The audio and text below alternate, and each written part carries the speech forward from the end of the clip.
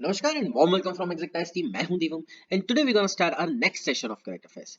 आज के टॉपिक्स आपके सामने हैं, इनको आप देख लीजिए, समझ लीजिए। सबसे पहले हम डिस्कस करने वाले हैं from GS paper 2 international relations, India UK conduct counter ransom exercise. इसके बारे में कुछ हद तक हम पिछले करंट अफेयर में डिस्कस कर चुके हैं। अगर आपने नहीं देखा हो तो प्लीज उसको पहले देख के आइए, तो इसको और अच्छे से आप समझ पाएंगे। सेकंड हम डिस्कस करने वाले हैं from GS paper 3 science and tech, what is human organ transportation drone. ये क्यों इंपॉर्टेंट है? बिकॉज बहुत ज्यादा ट्रांसपोर्ट इजी हो जाएगा इससे ऑर्गन्स का, और काफी लाइफ्स बचाई जा सकती है इन फ्यूचर, इसलिए इस करंट अफेयर्स को बहुत ध्यान से समझिएगा। थर्ड हम देखेंगे, इंपॉर्टेंट इवेंट है ये, एक इनॉग्रेशन ऑफ कर्तव्य पाथ। ठीक है, कर्तव्य पथ दिल्ली में इसका इनॉग्रेशन हुआ है हाल ही में सितंबर में। उसके बारे में हम पढ़ेंगे, इसका नाम चेंज हुआ है या फिर इसको रिनोवेट किया गया है, क्यों किया गया है, क्या रीजन है, उसके बारे में हम जानेंगे। फिर हम देखेंगे from GS paper 3 science and tech, Gayaji dam, it's India's longest rubber dam on Falgu river, Bihar. Okay, फिर फिफ्थ में इसके बाद हम डिस्कस करेंगे फ्रॉम जीएस पेपर 3 एनवायरमेंट में से क्लाइमेट टिपिंग पॉइंट क्या है क्या नहीं है, इसके बारे में हम जानेंगे। फिर हम लास्ट जो हमारा टॉपिक आज का रहेगा वो रहेगा NCERTs guidelines for early identification of mental health problems in students. जैसा कि टॉपिक के नाम से समझ आ रहा है, हम उसको देखेंगे। So, without wasting any time, let's start with the very first topic. Counter-Ramsford exercise. India and UK conduct counter-Ramsford exercise for 26 nations. यहाँ जैसे कि लास्ट करंट अफेयर में, लास्ट वीडियो में मैंने आपको बताया था कि कीवर्ड्स, की पॉइंट्स, डेटास, इनको जरूर याद रखिए। तो यहाँ डेटा क्या है? Okay, and this. Okay, so what is this exercise? It was conducted by India's National Security Council Secretariat, which is NSCS, and the UK government in collaboration with BAE. It was part of International Counter Ransom Initiative CRI Resilience Working Group led by National Cyber Security Coordination NCSC in India. यहाँ पर की point जो याद रखने लायक, मतलब वैसे तो पूरा ही है लेकिन फिर भी डेटा से रिलेटेड वो क्या है, तो इसका फुल फॉर्म, इसका फुल फॉर्म, ठीक है, ये आपको पता होना चाहिए। ठीक है, moving on, what's it's theme. Theme को जरा जान लेते हैं। तो it is based on energy sector, सबसे पहली चीज, in which respective national cyber crisis management teams of the participating nations will have to deal with a ransomware attack on multiple electricity distribution companies. Corona virus का vaccine जब आया था, तो कोई भी तरीके का वैक्सीन एक्चुअली में आपके अंदर बॉडी के वो वायरस इंजेक्ट करती है जो कि कम पावर का होता है, ताकि आपके अंदर की एंटीबॉडीज ऑटोमेटिकली इतनी सक्षम हो जाए कि आने वाले वक्त में वो खुद जो बड़ा वायरस है उससे लड़ सके। सेम विद द कोरोना जो वायरस था, यहाँ पर भी कुछ उसी तरीके से डिजिटली उस चीज को हम देख सकते हैं। ठीक है, क्या है? It is based on the energy sector which respective national cyber crisis management teams of the participating nations will have to deal with a ransomware attack. मतलब ये ऑलरेडी प्रैक्टिस भी करेंगे इस चीज का, अलग अलग जानकारियां, रिसर्च वगैरह होगी, किस तरीके के वायरस आ सकते हैं कंप्यूटर में, रैंसमवेयर क्या है, इसको हम डिस्कस कर चुके हैं ब्रीफ में पहले। नहीं देखा हो तो मैं फिर बोल रहा हूँ, आप वो वीडियो जरूर चेकआउट करिए। दूसरा, एम एंड ऑब्जेक्टिव्स, इनका क्या एम है, क्यों हो रहा है? तो इट एम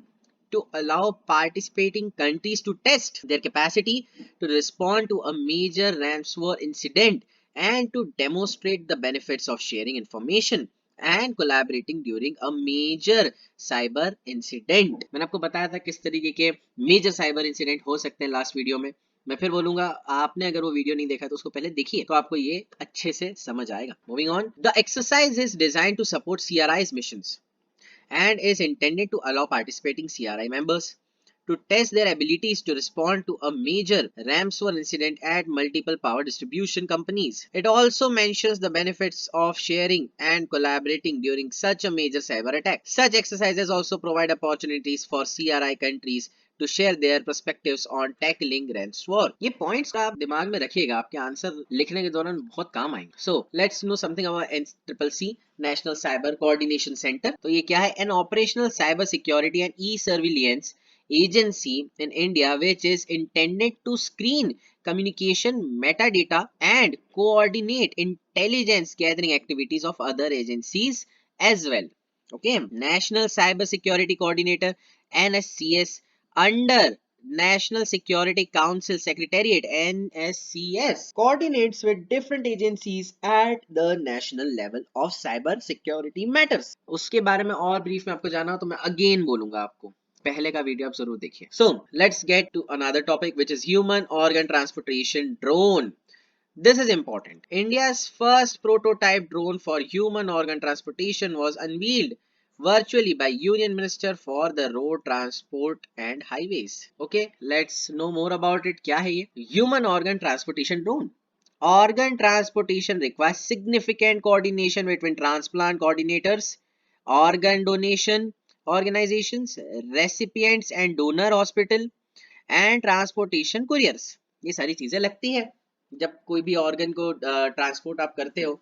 तो क्या क्या लगता है? कोऑर्डिनेशन चाहिए होता है, transplant coordinators, organ donation organisations, recipients मतलब जो रिसीव कर रहा है और जो डोनर है, इन सब के बीच में कोऑर्डिनेशन होना चाहिए. इन सब के बीच में जो कोऑर्डिनेशन चाहिए होता है, ऑर्गन ट्रांसपोर्टेशन को जो चाहिए होता है, वो ये सारी चीजें. ठीक है. दूसरे पॉइंट में था human organ transportation drone can be a boon in unwanted circumstances. कैसे? व्हेन शिपमेंट इज इनएफिशिएंट और prolong, organs experience increase cold इंसेमिया time which can further result in fatality. देखिए क्या होता है, आप बॉडी का कोई ऑर्गन डोनेट कर देते हैं. ठीक है, मान लीजिए किसी ने डोनेट करा, तो इसको स्टोर करना तो ठीक है, लेकिन ट्रांसपोर्ट करना इज वेरी टफ थिंग.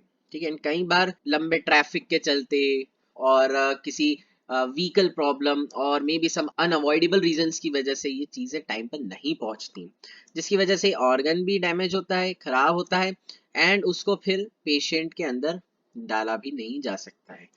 ठीक है, इम्प्लांट नहीं किया जा सकता है. यहाँ पर बहुत आपका जो ड्रोन है, ह्यूमन ऑर्गन ट्रांसपोर्टेशन ड्रोन, बहुत कारगर साबित हो सकता है. Okay, so moving on, the prototype of a named aerial vehicle to provide aid to human organ transportation is co-created by MGM Healthcare. First of all, it's a prototype. Secondly, aerial vehicle to provide aid human organ transportation is created by MGM Healthcare. दो चीजें याद रखिएगा, prototype है, किसने बनाया? MGM health care. Moving on, it can be used to carry the organ box up to distance of 20 kilometres and is great enough to resolve the logistics for organ transportation and will also add to his measures to improve the infrastructure. It will take much less time to transport the transplanted organs from the airport to hospitals. Okay, now what is to be noted here? So India ranks third in the world after US and China with maximum of 17,000 to 18,000 solid organ transplants every year. Globally, Spain has highest organ donation rate at about 34 donors per million, while India has nearly 0.03 donor per million. देख सकते हैं Spain की जनसंख्या, जरा आप Google करिएगा, you will be shocked. And वहाँ के ऑर्गन डोनेशन रेट को देखिए.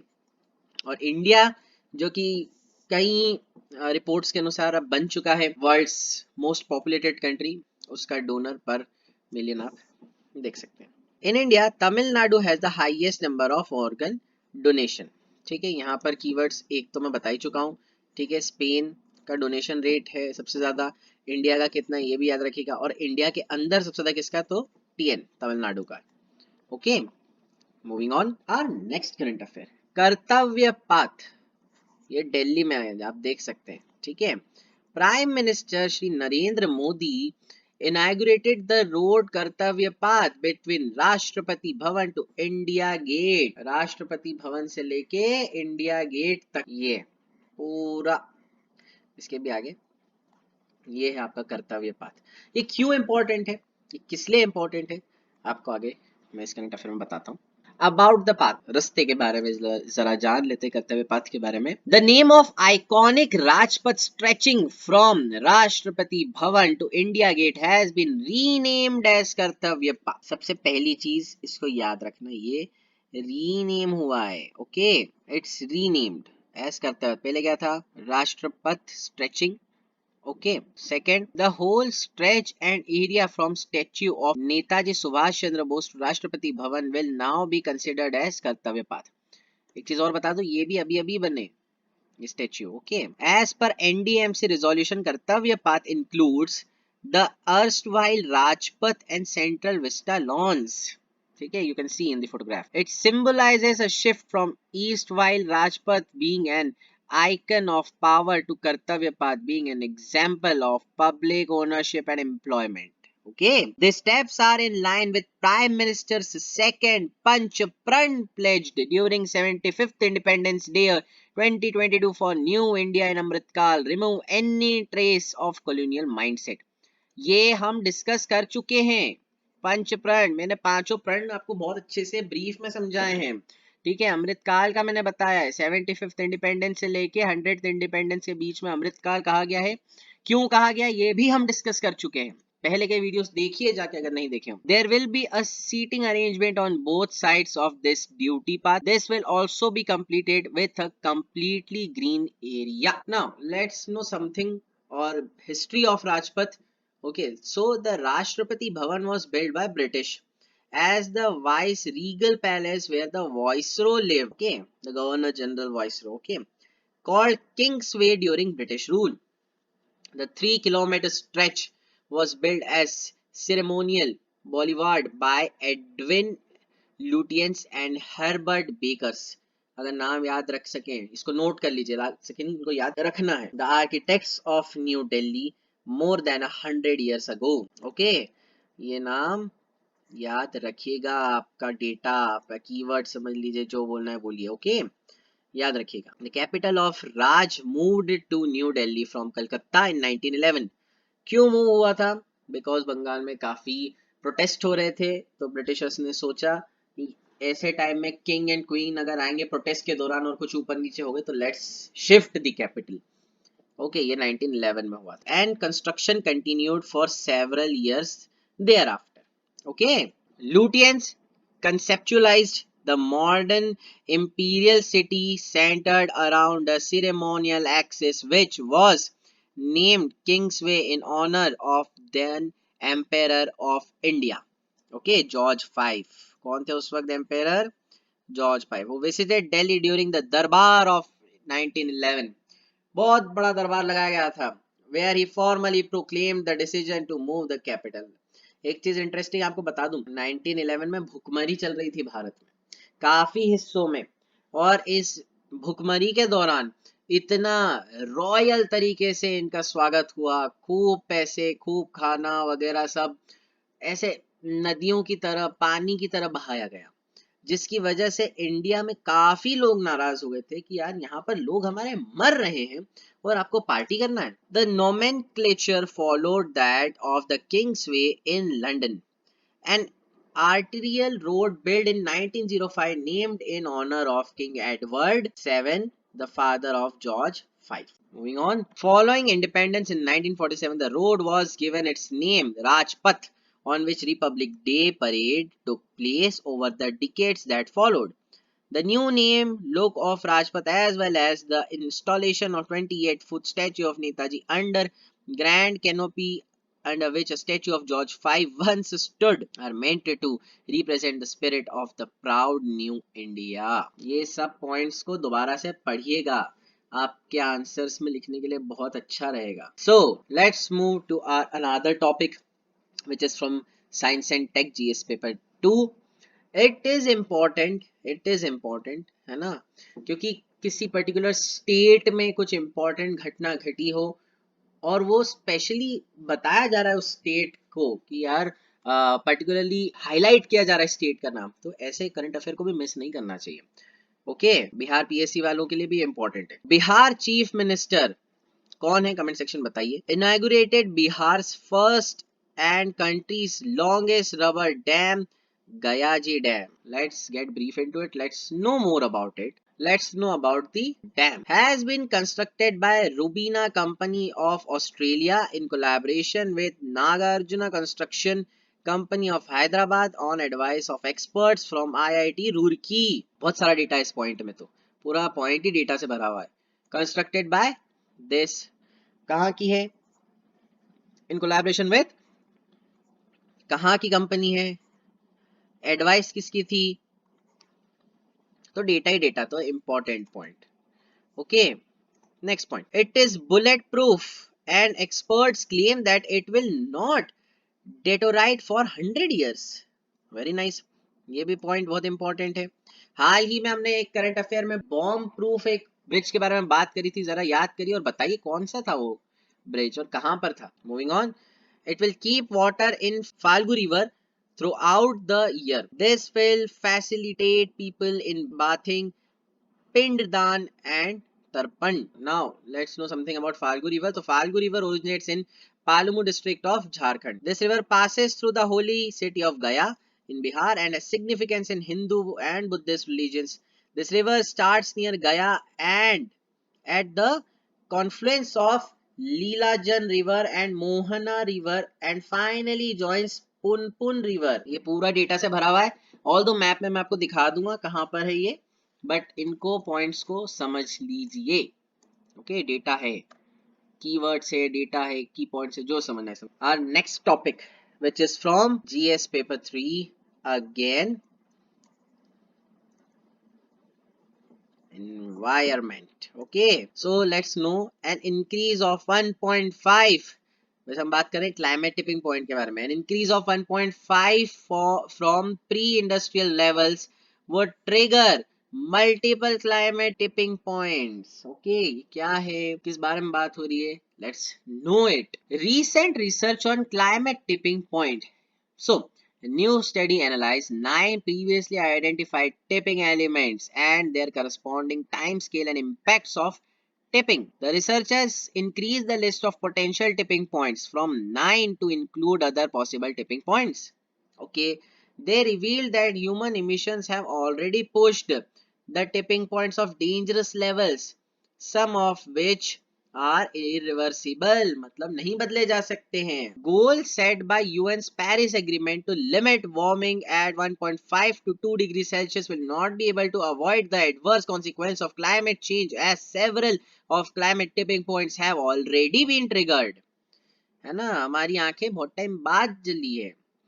If it goes beyond 1.8 degrees Celsius, ocean convection in the Labrador and Irminger seas in North Atlantic would collapse and Europe and North America would witness extreme weather conditions. बहुत सारा data है इसमें भी. ये है पूरा गोल सेट हुआ था, ठीक है. यूएन पेरिस एग्रीमेंट था, लिमिट क्या थी 1.5 से 2, लेकिन इससे से काम नहीं बनेगा. If it goes beyond 1.8 degree तो क्या होगा?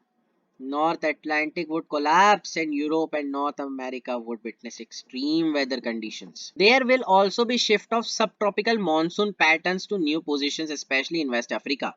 In scenario of 4-degree rise, the wider Atlantic meridional overturning circulation would collapse and severely disrupt the monsoon system across the world. This would cause major changes in Atlantic with significant decline in sea ice and abrupt shifts in the boreal forest position, worsening the rising temperature. Remember this 2 points. ठीक है, even this point, why you left this? Okay, now let's know something about tipping point. Markers of larger climate system which when triggered beyond a threshold perpetuates warming on its own. Okay किसी की क्षमता से ज्यादा उसको छेड़ा जाए, ठीक है, आपको समझाने के लिए मैं ऐसी लैंग्वेज का यूज कर रहा हूँ, तो फिर उसके बाद आप उसको रोक नहीं सकते, वो फिर खुद ही सब बिगाड़ा करना शुरू कर देगा को अगर आपने इनिशियली आपकी यूपीएससी की पढ़ाई पर ध्यान नहीं दी तो बाद में प्रीलिम्स निकलना तो बहुत मुश्किल हो जाएगा. अपने आप ही एग्जाम नहीं निकलने वाली, आपको खुद समझ आ जाएगा. इसलिए अभी भी टाइम है, अपने एग्जाम्स पे फोकस करिए, इन करंट अफेयर्स को ध्यान से सुनिए. Found across the climate system and ecosystems, ice sheets, the circulation of ocean and atmosphere. Global tipping points, the collapse of Greenland, West Antarctic and 2 parts of East Atlantic ice sheets. Okay. Permafrost collapse and winter sea ice loss in Arctic. कोई भी doubt हो, कुछ समझ ना आए, देखिए आप मेरे सामने तो है नहीं कि मैं आपको ऑन द स्पॉट किसी भी चीज का जवाब दे सकूं. आप बिंदास बिल्कुल शर्म हया कोई संकोच मत रखिए एंड डायरेक्टली पूछिए. और मैंने आपको हमेशा बताया है कहाँ कहाँ आप पूछ सकते हैं, कमेंट सेक्शन में लिख दो कोई भी डाउट हो तो, ठीक है. We'll solve it. Let's get to our another topic. Early identification of mental health problem in students. आजकल की जो हमारी पढ़ाई है यूपीएससी को छोड़ दी जाए, and we can consider it also. लेकिन जो कॉलेज स्कूल कंपटीशन और नंबर्स की भूख है, सिर्फ नंबर्स समझना नहीं है, क्या हो रहा है क्यों है. देखते हैं गवर्नमेंट ने एनसीईआरटी वगैरह ने क्या हुआ है क्या नहीं. Let's know something about it. इसी बारे में national council of educational research and training NCERT issued the guidelines for early identification and intervention for mental health problems in school going children and adolescents. देखिए number नहीं आते हैं, depression में जाते हैं, ऐसा क्यों हो रहा है, नंबर्स को इतनी अहमियत क्यों दी जा रही है? समझने को आपको एक सीक्रेट बताता हूँ, क्यों जो स्कूल में काफी रट के आते थे उन लोगों से कभी यूपीएससी नहीं निकली। यूपीएससी डोंट वांट यू कि आप कोई भी रट्टा मार के हो, they want conceptual clarity, and जिस व्यक्ति में कंसेप्चुअल क्लियरिटी होगी वही तो आगे जाके प्रशासन को अच्छा सोल्यूशन देगा, उसको अच्छे से चीजें समझ आएगी, समझने की क्षमता अच्छी होगी, जिसमें उसी के लिए ये जॉब है ना। तो समझाना और समझ आना, कंसेप्चुअल क्लियरिटी होना बहुत जरूरी है। लेकिन आजकल क्या हो रहा है, सिर्फ रट्टाफिकेशन, which is not good. Even if you are preparing light rectification, don't do that, don't do that, okay? So here, key guidelines issued by NCERT. The guidelines require every school or groups of schools to set up a mental health advisory panel. मतलब कि हर school में mostly counsellors को बिठाना पड़ेगा। This panel should be chaired by the principal and must include parents, teachers, students and alumni as the members. Okay? कौन कौन और इसमें मेंबर्स होंगे? देखिए एक्सटर्नल हेल्प जो होगी बाय काउंसलर्स वो तो अलग ही है, लेकिन इस पैनल में कौन कौन होंगे? प्रिंसिपल, ठीक है, पेरेंट्स, टीचर्स, स्टूडेंट्स जिनको समझाया जाएगा, एंड एल्यूमिनी मतलब कि आपके सीनियर्स पुराने जो पास आउट हो चुके। This panel would be involved in raising awareness and implementing age and gender appropriate school mental health programme every year. मैं तो बोलता हूँ एवरी डे होना चाहिए। Moving on, mechanism should be in place for early identification of behavioral patterns in students, including substance use of self-harm. Okay, खुद को ना चोटिल करें। डिप्रेशन में जाके आपने छिछोरे मूवी भी देखी होगी कभी ना कभी, कहीं ना कहीं सुशांत सिंह राजपूत की जिंदा रहते हुए लास्ट मूवी थी, उसमें इस टॉपिक के ऊपर ही बात की गई है। ठीक है, it's a nice movie. Teachers must include to be trained in identifying early signs in students for attachment issues, separation anxiety, okay, anxiety patterns, depressive states, excessive internet use, hyperactivity, intellectual disability and learning disabilities. कितनी सारी बातें कही गई है। देखिए students, ऐसे students जिसमें attachment issues हो, किसी के साथ बहुत जल्दी अटैच हो जाए और उसके बाद वो अटैचमेंट वर्क ना करे, या फिर वो जिसके साथ अटैच्ड है वो दूर हो जाए, तो वहां पर काफी प्रॉब्लम आती है। दूसरा, सेपरेशन एंजाइटी। सेपरेशन की एंजाइटी हुआ कुछ नहीं है, मेरे दोस्त स्कूल छोड़ के चले जाएंगे, मैं अगले साल ये स्कूल छोड़ के जा रहा हूँ, ये क्लास के बाद हम लोग मिक्स हो जाएंगे, या फिर any kind of separation in their personal life also, separation anxiety. फिर अलग अलग एंजाइटी पैटर्न्स, फिर डिप्रेसिव स्टेट्स, बहुत डिप्रेस्ड है student, excessive internet use, this is very important. And मैं नाम नहीं लूंगा, लेकिन काफी सारे ऑनलाइन गेम्स की वजह से भी ये चीज बहुत ज्यादा हुई है। सी, मैं ये नहीं बोल रहा हूँ कि मोबाइल में गेम्स खेलना बुरा होता है, लेकिन मोबाइल में ही गेम क्यों, कोई भी चीज आपकी लाइफ में हद से ज्यादा करना बुरा होता है। तो यहाँ पर लिखा है, इसमें सिर्फ इंटरनेट यूज नहीं लिखा है, excessive internet use, and I will say this word excessive, इसको तो आप याद रखिए। किसी भी चीज का एक्सेस, अगर आप यूपीएससी की भी पढ़ाई एक लिमिट से ज्यादा करेंगे तो पीछे का भूलते जाएंगे। हमारा ब्रेन एक लिमिट तक काम करेगा ना, मतलब वैसे तो अनलिमिटेड काम कर सकता है, लेकिन क्षमता वो डेवलप करनी पड़ती है मेडिटेट करके। नॉर्मल ह्यूमन बीइंग को भी 7 घंटे 8 घंटे सोना पड़ता है। आप सिर्फ 2 घंटे सोओगे और फिर सिर्फ पढ़ोगे और खाना नहीं खाओगे, एक्सेस स्टडी। मैं आपको एक चीज की श्योरिटी देता हूँ, जो व्यक्ति 7-8 घंटे नींद पूरी करके आपसे कम पढ़ेगा ना, उसको आपसे ज्यादा नॉलेज होगा और वो यूपीएससी क्रैक कर जाएगा। ठीक है, तो किसी भी चीज का एक्सेस नहीं होना चाहिए। ज्यादा खाना बेकार है ना, ज्यादा एक्सरसाइज करना भी बेकार है, कोई भी चीज का एक्सेस नहीं। तो excessive internet use, hyper activity, ये भी एक प्रॉब्लम है। कई बच्चे आपने देखे होंगे तो बहुत मस्ती करते हैं, रुकते ही नहीं है, बहुत ज्यादा उनके अंदर इतनी एनर्जी रहती है। This is also kind of mental issue कि हाइपर एक्टिविटी है। इंटेलेक्चुअल डिसेबिलिटी, ठीक है, समझना आना, है ना, आसान चिढ़ना जल्दी से। लर्निंग डिसेबिलिटीज, जल्दी कोई भी चीज लर्न ना कर पाना, इस टाइप की चीजें। Okay, the teachers are also required to raise awareness about bullying among students and create confidential means for students to report such incidents. Bullying तो पता ही है सबको, कॉलेज में भी होती है, स्कूल्स में भी कई बार हो जाती है। किसी कमजोर बालक को, बच्चे को छेड़ना, चश्मा पहना है तो चश्मिश चश्मिश बोलना, दुबला है तो सुखड़ा टाइप या इस टाइप के वर्ड्स का यूज करना, मोटा है तो मोटा मोटा बोलना, है ना। तो ये बुली करना है, किसी को चिढ़ाना है, किसी को प्रोवोक करना है, गलत चीज है। तो इस चीज का भी ध्यान रखा जाना चाहिए, रखा जाएगा। सो moving on, mental health issues among students. 81% of students suffer anxiety because of exams and studies. Such mental health issues may be caused the large scale suicide cases reported among students by National Crime Records Bureau. कितनी ज्यादा भयानक बात है। 81% of students suffer from anxiety because of exams and studies. तो ये चीज तो clearly आपको शो कर रही है, क्लियरली प्रूव कर रही है कि कहीं तो प्रॉब्लम है एजुकेशन सिस्टम में, कि बच्चे एग्जाम से डर रहे हैं, स्टडीज से डर रहे हैं। उनको प्यार होना चाहिए स्टडीज से। आप यूपीएससी कर रहे हैं तो यूपीएससी करके कलेक्टर के प्रोज मत देखिए अभी फिलहाल, पढ़ाई इस तरीके से करिए कि आपको कुछ नया जानना हो, कुछ मजा आए। 3 इडियट्स में बोलता है ना रैंचो, आमिर खान का किरदार जो रहता है कि यार पढ़ाई के मजे लो, पढ़ाई को ऐसे मत करो कि कुछ जॉब पानी है इसलिए पढ़ रहे हो। एंड मैं एक चीज आपको श्योरिटी दे दूं, अगर आप जी जान से यूपीएससी की पढ़ाई करेंगे ना, आई डोंट नो सिलेक्शन वगैरह होना है नहीं होना अलग थिंग, लेकिन this study will always help you. ये चेंज कर देगी आपको, एक ह्यूमन का सोचने का नजरिया चेंज कर देती है यूपीएससी एग्जाम, ठीक है। तो आपको पढ़ाई इस तरीके से करनी चाहिए कि आपको डर ना लगे, है ना। आपकी पढ़ाई होनी चाहिए कुछ जानने के लिए, कुछ लर्न करने के लिए, ना कि कुछ पाने के लिए। एक किस्सा मैं छोटा सा आपको सुनाता हूँ। महाभारत के समय में जब कर्ण की मृत्यु आने वाली थी, तो उनको एक श्राप दिया गया था उनके गुरु के द्वारा, कि जब तुमको सबसे ज्यादा जरूरत रहेगी, परशुराम उनके गुरु थे कर्ण के, कि जब तुमको सबसे ज्यादा जरूरत रहेगी अपनी शक्तियों की, तुम उसी वक्त भूल जाओगे।